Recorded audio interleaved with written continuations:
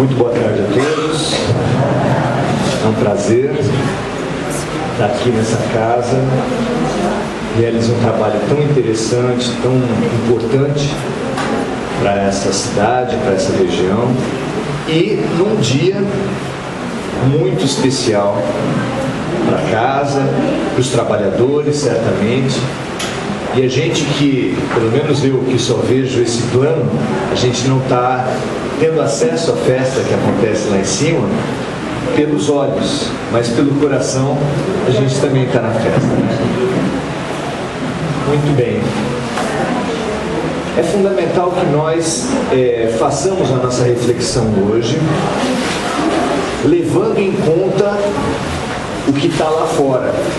O mundo que nós estamos vivendo, o momento que nós estamos passando, especialmente no Brasil.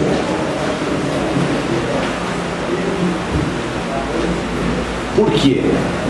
Porque a reflexão espiritual, ela atinge mais o nosso coração quanto mais ela mexe com o nosso momento, quanto mais ela atinge o que todos nós estamos vivendo.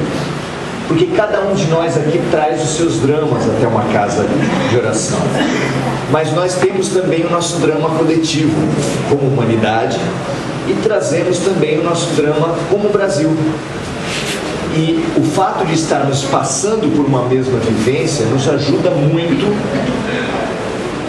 a refletirmos juntos, a nos fortalecermos. Nós todos estamos vivendo num estado muito preocupado, como se qualquer coisa pudesse acontecer a qualquer momento. Vocês não sentem assim? A gente fica em sobressalto. E não é só em virtude dos programas de televisão, porque quando você assiste um programa desses de crime, você tem a certeza de que qualquer coisa pode acontecer com qualquer um a qualquer momento.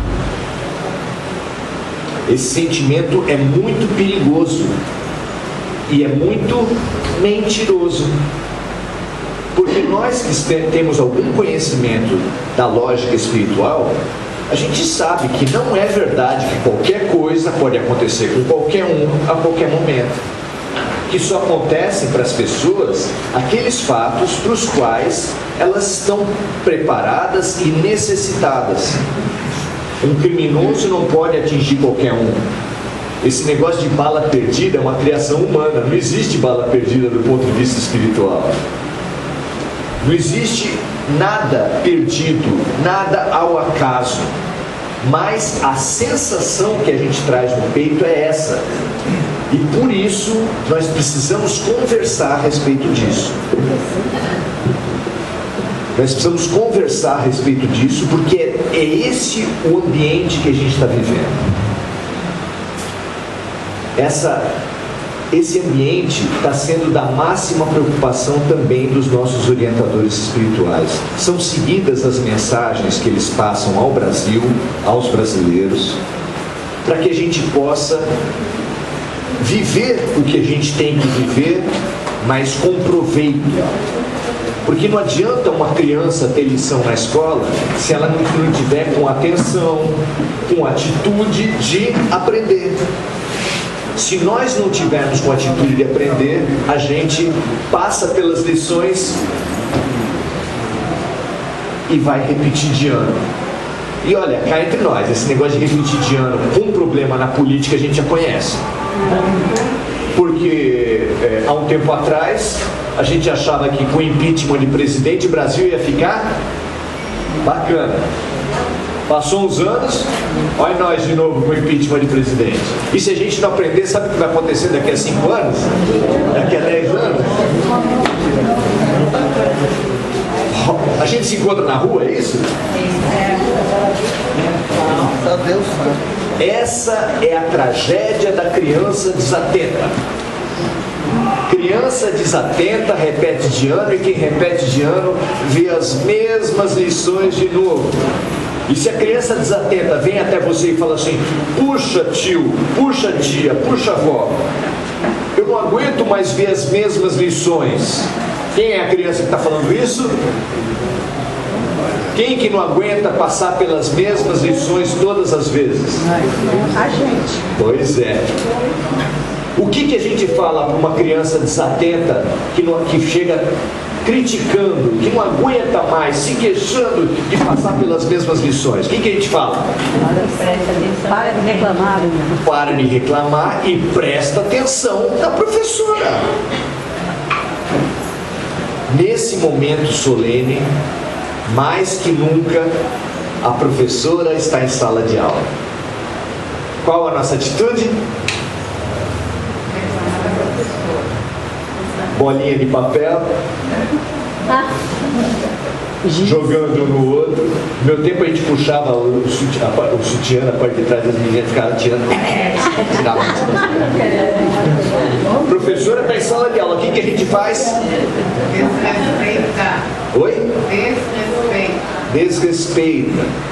E quem desrespeita a professora está desrespeitando a lição. E quem desrespeita a professora e a lição está perdendo a chance de aprender. E quem perde a chance de aprender está condenado a passar por tudo de novo. E é só na política que isso acontece? Tem gente que muda de marido e fala, agora vai.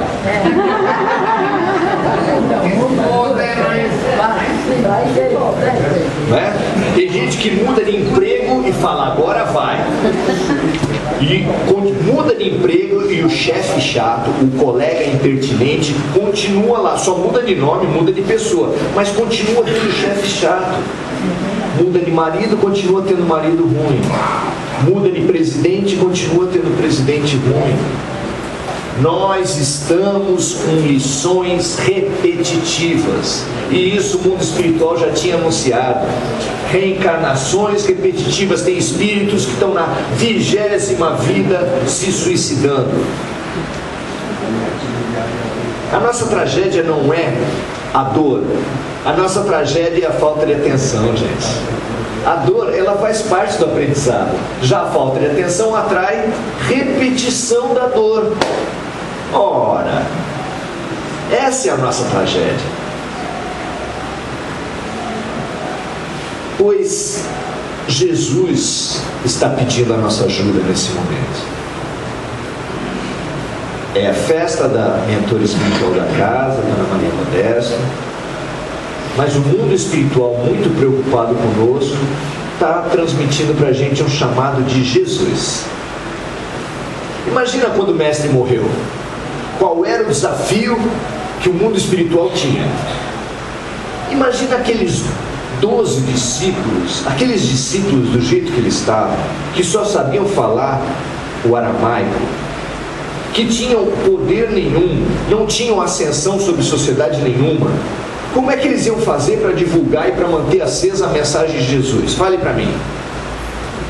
Como é que aqueles 12 pobres, incultos, conseguiram fazer com que quase metade da humanidade fosse hoje ligada a Jesus? Como é que foi possível isso acontecer?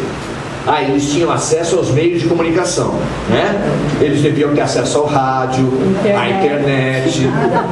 Eles deviam ter uns tablets bem legais para poder passar um para o outro. Como é que eles conseguiram? Vocês nunca pensaram nisso?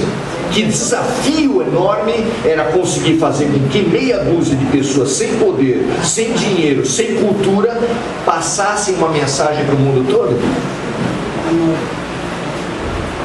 Um desafio enorme. E esse desafio começou a ser resolvido por Jesus chamando uma pessoa. Ele chamou para si o primeiro assassino e perseguidor de cristãos. Não é interessante isso? Para resolver o problema do cristianismo, ele chamou: eu quero você, que é o primeiro assassino e perseguidor de cristãos, que tinha acabado de assassinar, que ainda estava com as mãos molhadas de sangue. Quem era? Na época ainda era Saulo de Tarso. Um muito culto judeu, que falava 3 ou 4 línguas, que tinha cursado universidade e passado pelos melhores mestres, que tinha cidadania romana. Isso parece pouco para vocês? Leiam o melhor romance espírita que já aconteceu. Paulo e Estevão. Esse é Paulo de Tarso, e ali conta a história de Paulo de Tarso, de Saulo naquela época, que era um homem muito culto, com muitas línguas, com cidadania romana, o que lhe permitia privilégios grandes, que ele usou e que lhe salvaram a vida, inclusive. Foi Paulo de Tarso que tinha acabado de assassinar Estevão. Como assim assassinar? Em rápidas palavras, porque não dá para a gente contar um livro maravilhoso como aquele, ele tinha acabado de julgar Estevão, e basicamente o crime que fez com que ele condenasse Estevão foi ser um melhor orador que ele mesmo, Paulo de Tarso. Porque ele foi num dia de pregação na Casa do Caminho de Simão Pedro, e lá estava Estevão falando de Jesus para as pessoas. Ele falava com um brilho, não só da oratória, mas um brilho espiritual. E Paulo viu aquilo e falou: como assim? E desafiou, do meio da plateia, desafiou Estevão. Estevão até respondeu, mas depois falou: não vou discutir com você. E não havia coisa mais impactante para um debatedor como Paulo do que uma pessoa se recusar a debater com ele. E aí ele moveu toda a perseguição pela vaidade e acabou condenando à morte Estevão através da lapidação, pedradas. E ele mesmo entregava as túnicas para os representantes das diversas igrejas, que tinham a honra de atirar pedras em Estevão. Olha que honra! Não é bacana isso? Era um privilégio. E ele tinha conquistado, o ódio dele era tão grande que ele tinha conquistado um outro privilégio. O privilégio, ele tinha conseguido cartas do Sinédrio, que era o órgão máximo do judaísmo, para poder mover perseguição não só em Jerusalém. Ele queria também atingir a cidade de Damasco, porque na cidade de Damasco estava um líder cristão de nome Simeão, que tinha convertido a esposa de Paulo, a noiva de Paulo. Não chegou a ser esposa. Antes de falecer, ela foi convertida ao cristianismo. Você já imaginou para Paulo o que era isso? E ela sabendo disso falou, eu vou até lá fazer uma perseguição. Mas como eu não posso simplesmente ir matar, porque Paulo não tinha esse cunho de ser um bandoleiro, ele precisava de um motivo para matar Simeão, e ele conseguiu essa carta que o autorizaria a fazer qualquer coisa. Era uma carta branca, ele podia perseguir, podia julgar, podia acusar, podia fazer qualquer coisa. E ele foi. Quando estava às portas de Damasco, todos nós sabemos que uma insolação muito grande aconteceu sobre ele. Estava andando em cima de um cavalo há muito tempo, e ele teve uma insolação, e ele passou pela experiência que até hoje está no linguajar da gente. Paulo ou Saulo caiu do cavalo. A gente não fala até hoje que a pessoa, quando é muito orgulhosa e é chamada pela vida, recebe uma chacoalhada. Ele caiu do cavalo, literalmente. Só que ele caiu fisicamente, mas também caiu espiritualmente, porque quando ele estava no chão, na areia, o que aconteceu? Ele viu o céu se abrir e aparecer uma figura luminosíssima que ele não conhecia, e ele olhou para essa figura e falou: quem és tu? Eu sou aquele a quem tu persegues. E ali ele percebeu que ele estava falando com Jesus Cristo. E ali, num segundo, ele percebeu todo o erro magnífico, o erro profundo que ele tinha cometido. Que ele não tinha só matado Estevão, ele tinha promovido uma perseguição que tinha levado aos cárceres, à tortura, a destituição de bens de diversas pessoas em Jerusalém. Isso ele foi saber só no oásis de Dan, quando ele foi reaprender ou aprofundar o seu conhecimento como tecelão. Mas que ele tinha dizimado famílias. Muito bem, era essa a situação que ele vivia. Era essa a situação que ele vivia, e ele passava por uma situação difícil, porque ele estava indo perseguir uma pessoa que era contra os ideais religiosos dele, e ao olhar para Jesus ele se deu conta. O que é olhar para Jesus? Alguém consegue imaginar? Não. Você se depara com a figura de Jesus Cristo e ele olhando para você, que tinha acabado de matar o seu representante, um dos seus representantes maiores, e ele olha com amor, ele olha com compreensão, e ali ele percebe tudo. O que você faria se encontrasse Jesus nessas condições, tendo acabado de cometer um crime terrível contra Jesus? O que você faria? Eu me imagino assim, eu ia começar a falar do que me influenciou mal. Não, eu não sou uma pessoa ruim, mas sabe, os astros estavam contra, eu me enganei, eu fui pelas más influências, eu ia dar desculpa para tudo. Acho que a Dilma entrava nessa também. Certo? Fui eu. Eu acho que eu também, a Dilma também me influenciou. Ia qualquer coisa. O rosário de desculpas que eu ia promover ia ser enorme. Vocês não imaginam fazendo isso? Sabe o que Paulo perguntou? Paulo só fez uma pergunta para Jesus: que queres que eu faça? Olha a estatura espiritual desse homem, pego em flagrante de crime, o mais profundo que uma pessoa poderia cometer naquele momento. Ele só perguntou isso: que queres que eu faça? Pronto para reparação, pronto para recomeçar, pronto para transformar e para voltar atrás de tudo que ele tinha feito. Quando você erra, como é que a gente reage? O momento da crítica, gente, é um momento que a gente conhece quem é a pessoa. Você já reparou isso? Você recebe bem a crítica? Eu não. Eu não. Assim que eu sou criticado, a minha primeira tendência é atacar, é desqualificar o outro, é guardar um rancor, é guardar uma revolta, uma pena de mim mesmo. Puxa vida, eu faço tanta palestra espírita, você está me criticando. Tem gente que sai de ser espírita e é assaltado, e aí fica brigando com os guias espirituais. Puxa, eu sou médium. Caramba, fui assaltado aqui, ainda no dia da reunião.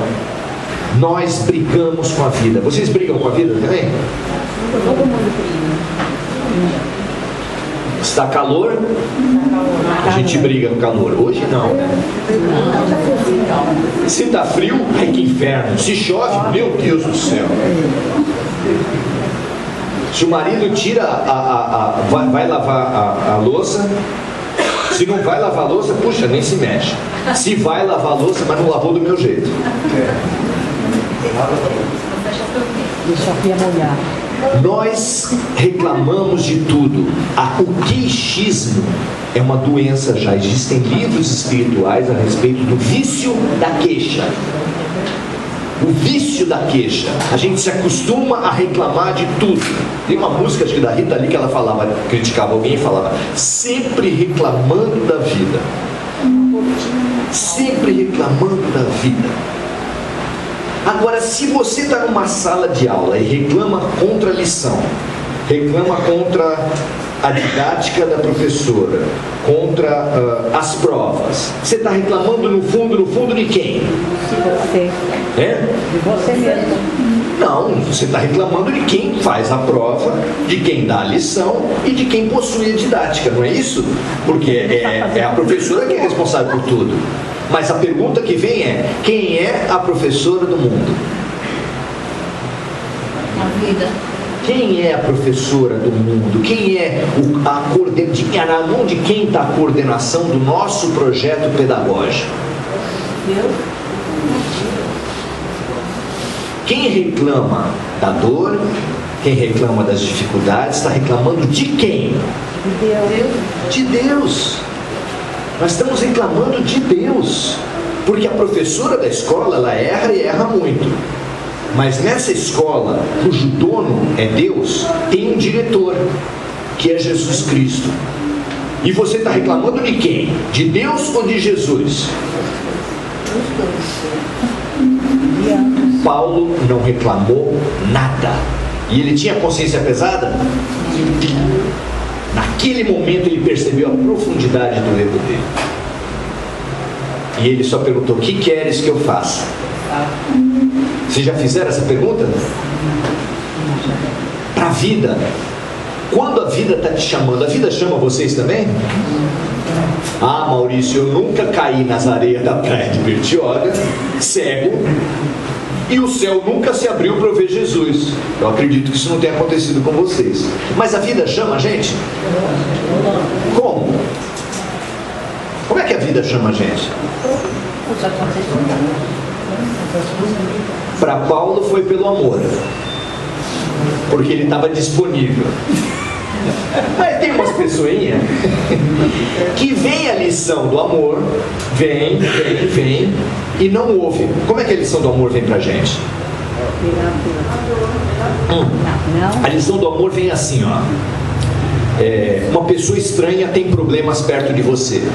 Tem pessoas que se aproximam de você que você nunca viu e que tem problemas e que falam pra você? Sim. Na internet outro dia estava assim, está provado que mulheres grávidas e idosos dão sono nas pessoas. Aí mostrava as pessoas, a mulher grávida e idosos subindo num ônibus e todo mundo dormindo.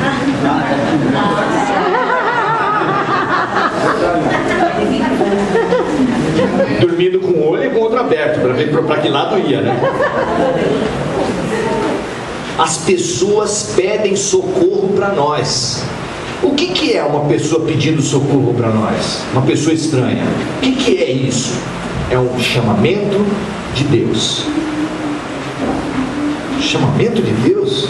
E depois, quando a gente não atende essa pessoa, sabe o que a vida faz? Faz o chamamento mais próximo. Aí vem através de um primo, de um cunhado, de uma sogra. Ah, não, sogra não. Vem. E essas pessoas vêm e pedem ajuda. E nós gostamos de funk, né? Cada um no seu quadrado. É isso? A gente dorme, a gente não dá atenção e cada um no seu quadrado. Ok. Como Deus não desiste nunca de nós, Ele vai se aproximando. Chegou perto, você não deu atenção, era para você aprender como? Pela solidariedade, pela fraternidade, pela empatia. São todas traduções de amor, é tudo a mesma coisa.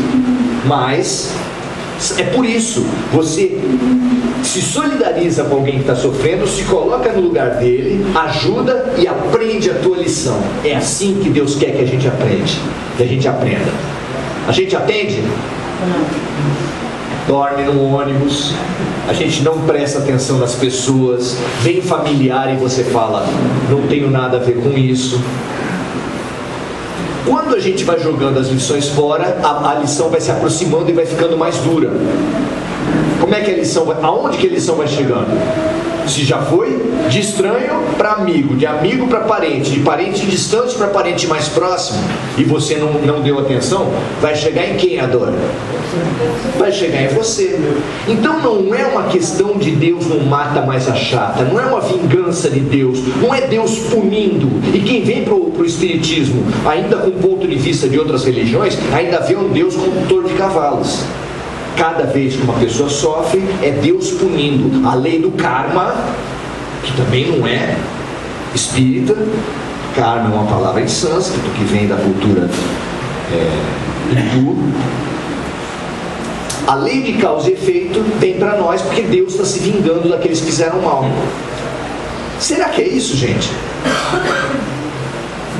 Talvez não seja. Talvez o Deus de amor que Jesus anunciou seja realmente de amor. Talvez Ele não tenha mentido para a gente. Deus é amor, como estava nas cartas, nas epístolas lá dos evangelhos. Nós temos uma oportunidade de aprender pelo amor, mas a gente não pode mudar o passado. A gente já rasgou várias oportunidades de solidariedade, então a dor vem. Aí não dá para impedir completamente. Em parte dá, porque Jesus falou que o amor cobre a multidão dos pecados.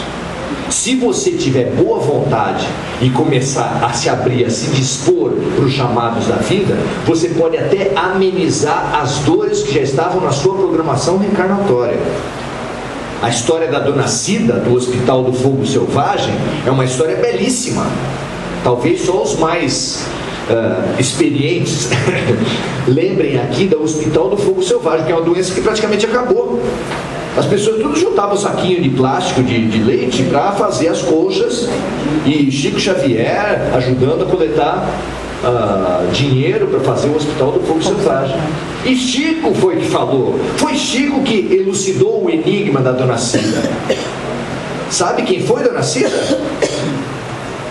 Bom, nessa vida ela foi uma enfermeira que o hospital chegou para ela e falou assim: vamos dar alta para todos os doentes do Hospital do Fogo Selvagem. Daí ela falou assim: como assim? Eles estão sentindo o corpo todo queimar do nada. Como é que você pode jogar essas pessoas na rua?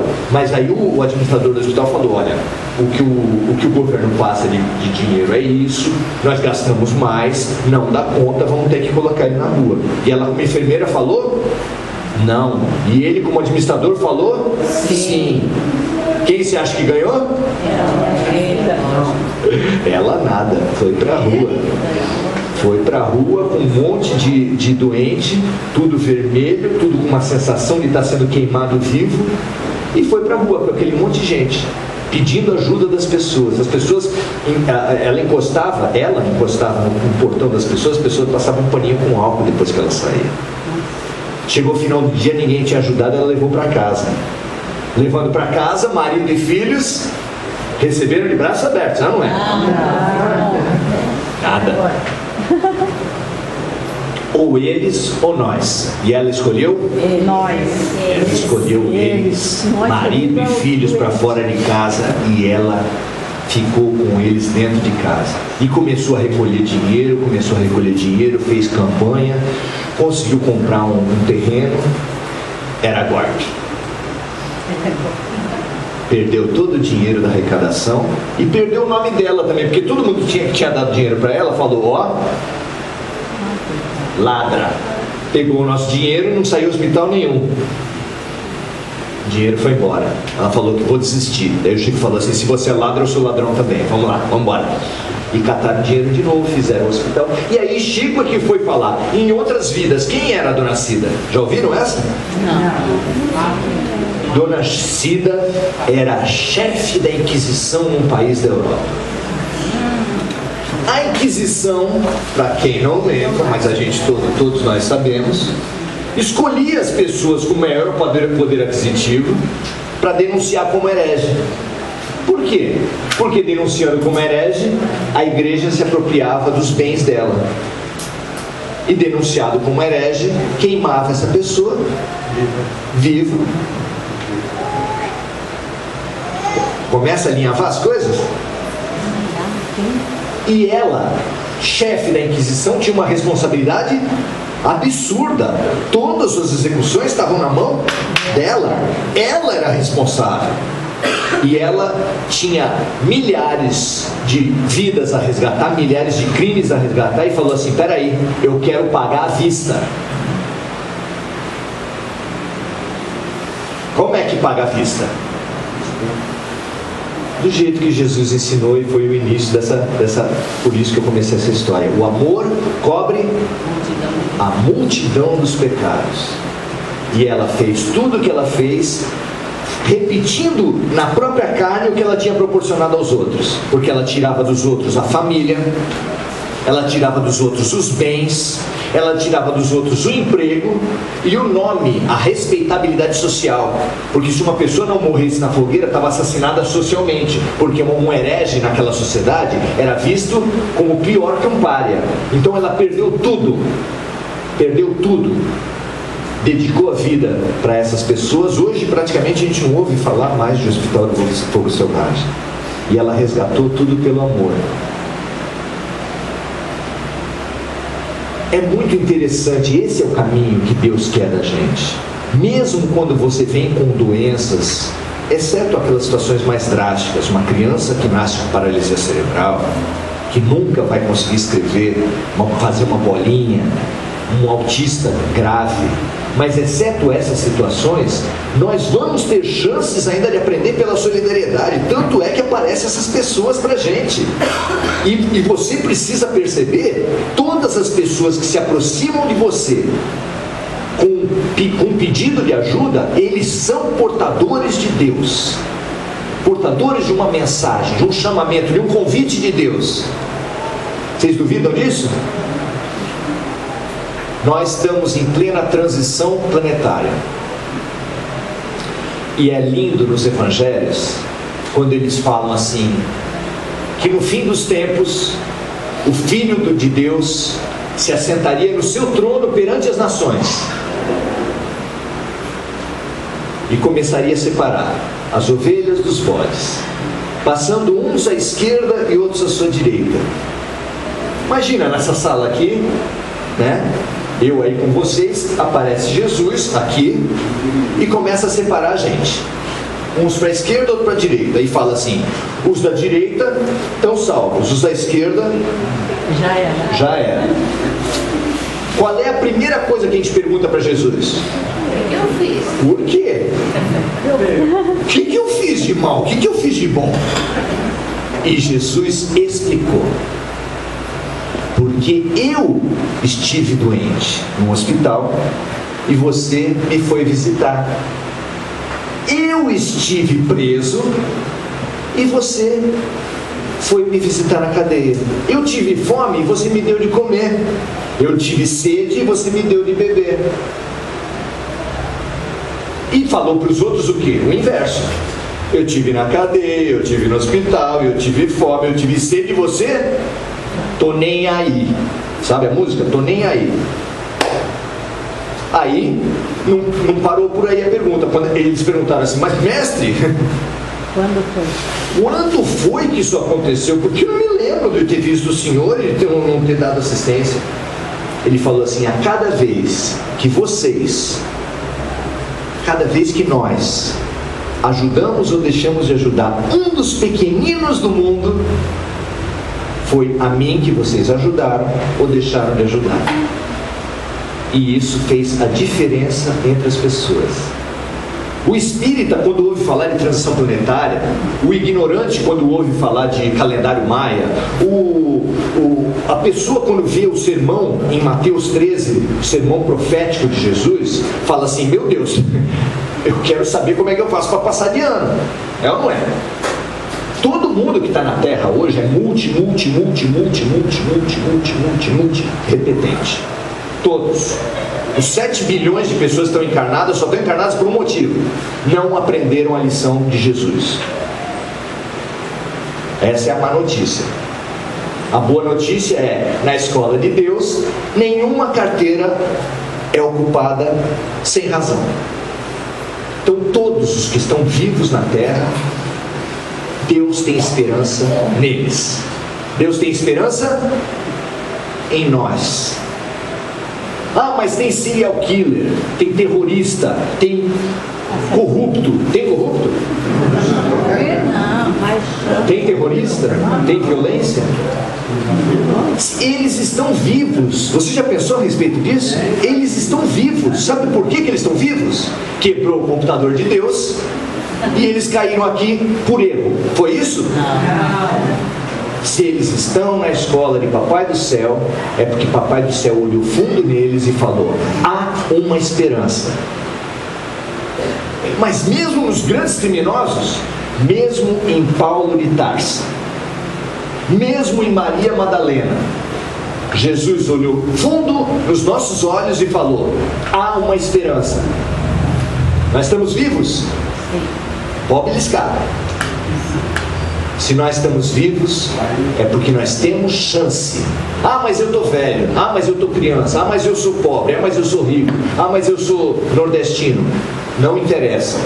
Não sei, argentino pode ser que não tenha jeito. Corintiano.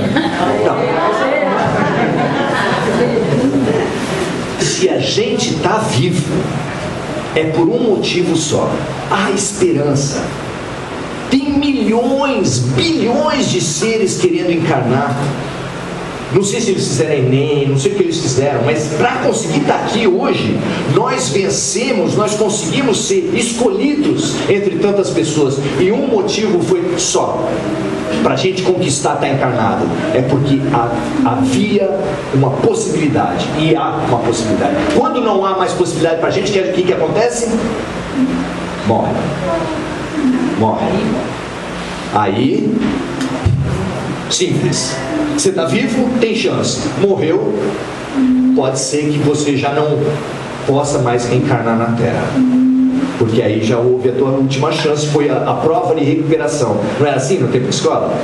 Você tirou 0 no primeiro bimestre, 0 no segundo, 0 no terceiro, 0 no quarto. A escola é tão legal que ainda dá uma prova de recuperação. Aí você vai para a prova de recuperação. É agora que nós estamos.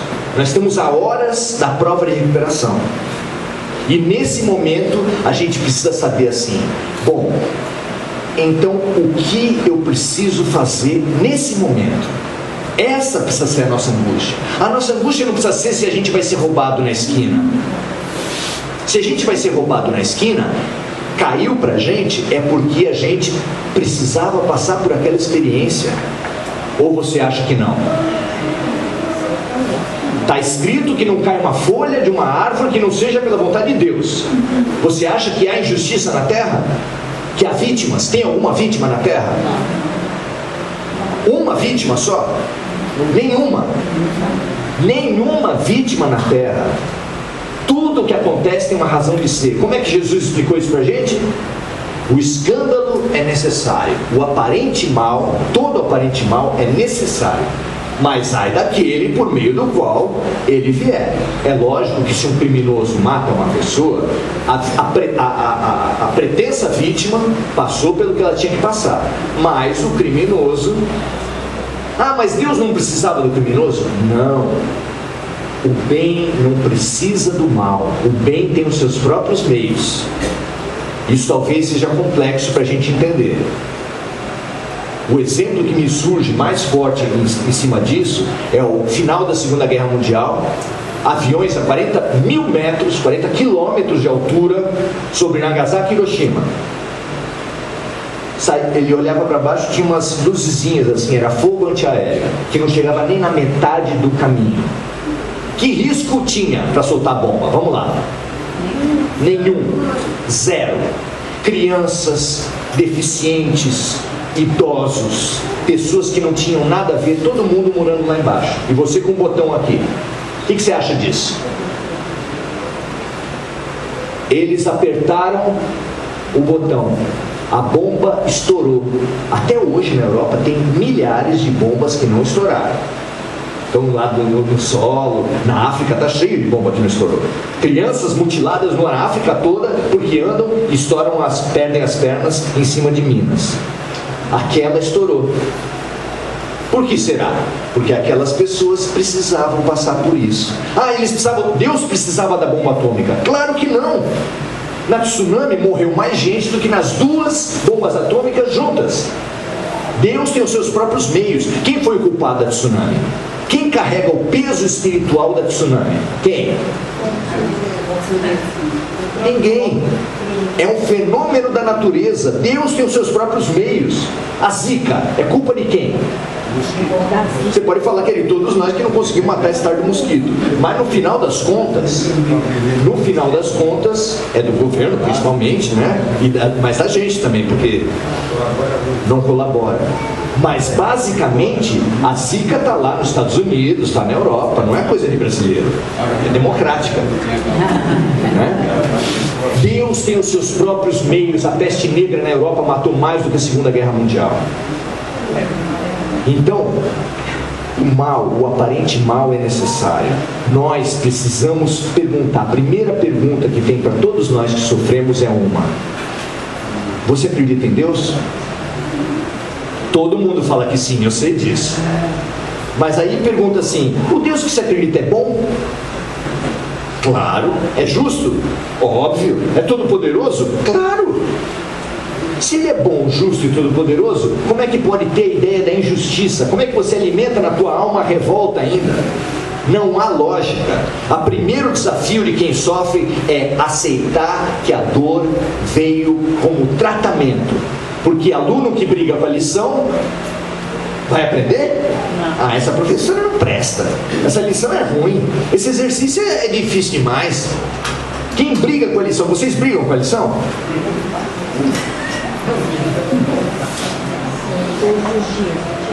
A psicologia já catalogou 4 atitudes para todo aquele que tem um grande sofrimento. Então não somos só nós, tá? A primeira atitude é a revolta e a autocompaixão. Você briga. Não, a primeira atitude é a negação. Você fala, isso não aconteceu. Tem muita gente que teve o filho falecido e que até hoje arruma o prato, mantém todas as coisas no armário apodrecendo, faz tudo, porque está negando a morte do filho. A segunda fase é a revolta. Já não dá mais para negar, aí eu fico brigando. Por que foi levar meu filho? Por que foi levar meu amor? A terceira fase é a fase, já que eu canso de brigar com Deus, com a vida, eu vou tentar entender por que aconteceu isso. E a última fase é a fase produtiva, que faz a gente aprender com as dores, que é a aceitação. É por isso que o Espiritismo é o consolador prometido. Porque quem vai fazer a gente digerir as nossas dores é você entender, compreender o mecanismo da vida, do porquê as dores vieram para você. Porque aí nós passamos a ser o aluno que está aprendendo com as lições, que não está brigando com as lições, que não está negando as lições. É uma mudança drástica na nossa vida. É uma mudança drástica na nossa vida. Aliás, é a diferença que tem entre as pessoas que não estão reencarnadas, que aprenderam Jesus Cristo, que aprenderam o amor, e nós, que não aprendemos, é porque eles aceitaram a pedagogia de Deus, que é uma pedagogia de amor. Tomai de mim o meu jugo, que é suave e leve.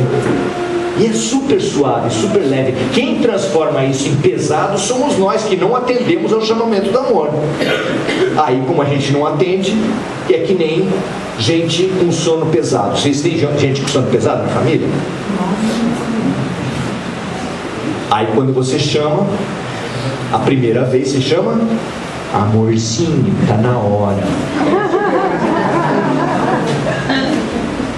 Você ouve de volta uma mensagem muito encorajadora. A mensagem... Aí você, amor, tá na hora. Já muda o tom. Na 10ª vez, já não tem mais amor. Vamos acordar aí, tá na hora. Bate panela, abre janela, faz o que mais? Joga água. Dá para entender quando Jesus fala pelo amor ou pela dor? Dá para entender? Só que Deus nunca desiste de nós. Então, se você não acordou jogando água, vem pedra de gelo, eu não sei o que mais vem. Mas por que veio a pedra de gelo? Por que veio a água? Porque houve o chamamento do amor e você não aceitou. Essa é a questão fundamental para a gente perceber. Chico Xavier já falou, nós não podemos voltar atrás e fazer um novo passado. para acabar com as dores de hoje, porque o passado passou, não tem mais jeito. Mas nós podemos hoje construir um novo presente para ter um futuro com menos dor. Essa é a grande lição: viver bem, aceitar e aprender com as dores que nós temos agora, e viver bem para não desperdiçar os amores, porque ao mesmo tempo a gente vai ter dor por um lado e vai ter amor sendo chamado pelo outro, ou não? As pessoas têm filhos com câncer, as pessoas têm filhos autistas e fazem associações, assumem para si missões para ajudar outros pais que passam pela mesma situação. Não é isso que a gente vê todo dia? E tem gente que tranca filho excepcional no quartinho do fundo e deixa porcamente passando fome, torturando. Não são as experiências que fazem a gente melhor ou pior, é como a gente vive essas experiências.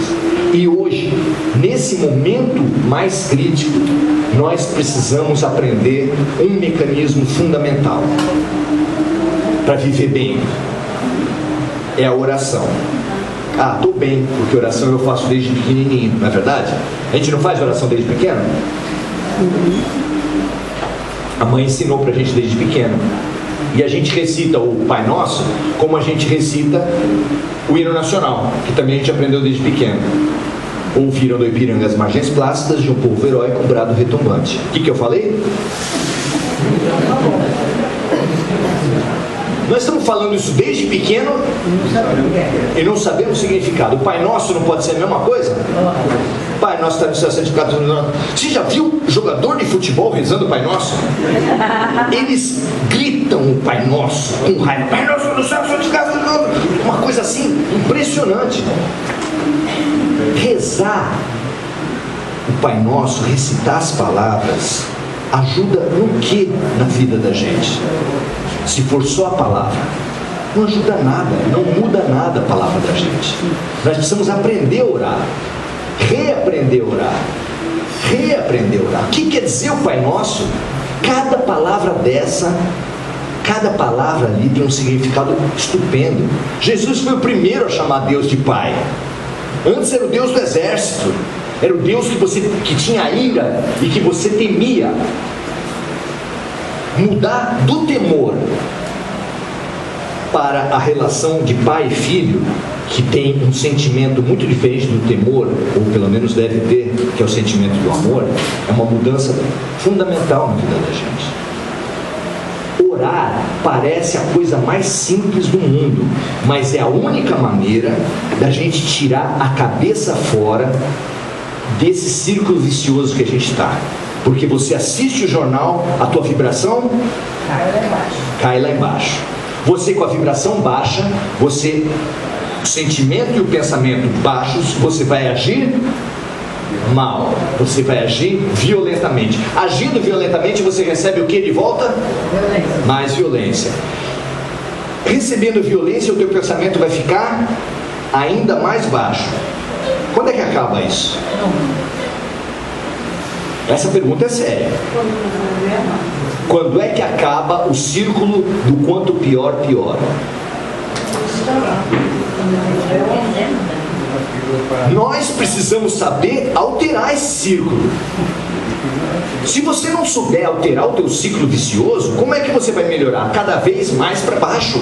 Cada vez mais para baixo. Ou você nunca chegou ao final de dia e falou assim: nossa, não fiz nada e estou exausto. Acorda exausto e começa já cara feia e não dá bom dia para ninguém. Você vai no quanto pior, pior. Trata mal as pessoas, é maltratado. Trata mal as pessoas, é maltratado. Trata mal as pessoas. Tem espíritos, estão em círculos de vinganças mútuas há mais de 500 anos. Tem espíritos, eu não sei quem somos. Agora, nós podemos falar: eu quero parar. Eu perceber que você está indo mal e fazer uma cunha. Para. Qual é a receita de Jesus? É a máxima mais curta que ele ensinou pra gente: vigiai e orai. Vigiar é o quê? Vigiar Dilma. Precisa ser vigiado. Vigiar o marido. Vigiar o vizinho. Quem a gente precisa vigiar? Nós. Mas perceber, eu estou indo mal, eu acordei mal. Se eu for assim, a minha vida vai ficar de mal a pior. Quando você percebe que você está indo mal, você tem que fazer o quê? Parar, mas como é que você para esse círculo vicioso da má ação e baixa vibração? Má ação e baixa vibração. Como é que para isso? Se você não souber, meu amigo, você vai ser boneco do quanto pior, pior. Quem quer ser boneco do quanto pior, pior? Porque quando você ainda conhece a dimensão espiritual, cada vez que a tua vibração baixa, você vai atrair amigos. Quer dizer, a gente está sendo gentil, né? Amigos que vão deixar a gente pior. Quando é que para isso, gente? Essa é a pergunta da noite. Quem responder bem vai ganhar ponto e passa de ano. É oração. É a oração que é o único instrumento capaz de fazer você que estava indo de mal a pior, você falar, vou parar e vou mudar minha vibração. Mas aí surge a pergunta. A pessoa mais simples vai perguntar, qual que você recomenda? Ave Maria, Pai Nosso ou prece de Cáritas?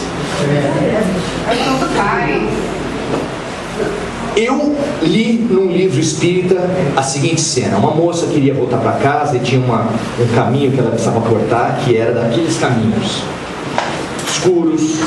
Ela olhou, respirou fundo e foi. Aí, quando ela estava no meio da quadra, olhou para frente, um cara muito mal encarado vindo na direção dela. Aí ela deu uma indisposição e ela resolveu voltar. Quando ela volta, um outro cara, também muito mal encarado. Aí ela fala, bom, se não tem jeito, vou para frente. Só que antes de ir para frente, ela falou, no fundo da alma dela, Deus me ajuda. Não tá bom. Não tá bom. Deus me ajuda. Ela seguiu, deu 5 passos para frente, o cara deu mais 5 na direção dela, chegou a 10 metros dela, virou e foi embora. E ela passou. Só que aquilo fez um buraco na cabeça dela. Meu Deus, o que aconteceu? E aquilo perturbou tanto, que ela no dia seguinte foi até a delegacia, porque ela viu no jornal que o cara tinha sido pego. E foi na delegacia. E conseguiu falar com o cara. E assim, frente a frente, o senhor lembra de mim? Lembro. O senhor lembra que a senhora estava lá? Você não ia me pegar? Ia pegar a senhora, não ia pegar outra moça.